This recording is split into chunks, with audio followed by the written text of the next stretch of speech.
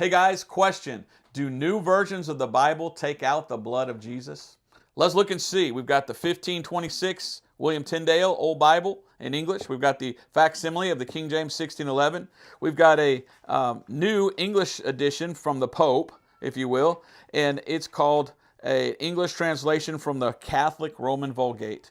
And then we've got the RSV. Let's look at each one real quickly. Romans chapter 3 and verse 25, because the Bible tells us plainly the gospel of salvation through faith in the blood of Jesus. So when we turn to the Tyndale Bible and we go to Romans chapter 3 and verse 25, look what we find. We find it says, whom God hath made a seat of mercy through faith in his blood. Well, there's faith in the blood of Jesus. It instructs us plainly we must place our faith in the blood to be saved.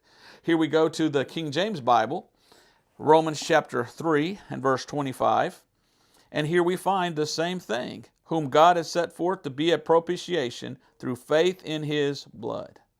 Do new versions of the Bible give us that instruction? Do they tell us to put our faith in the blood of Jesus? No. When you go to these new versions of the Bible, look how they twist it. Look how they change it. Look how they pervert it. Look how they make it so ambiguous to where you can't understand. Here's Romans 3:25 in a Vulgate translation. Whom God has set forth as a propitiation by his blood through faith. Through faith in what? They don't tell you what to put your faith in. If you know that church, they'd rather you have your faith in the blood in a cup rather than the blood on the cross. But according to King James, according to the right line of text, you can find what you put your faith in.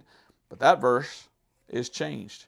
Romans chapter 3 and verse 25 in the RSV reads with many modern translations today. And it's very hard to find because look how they changed the numbers.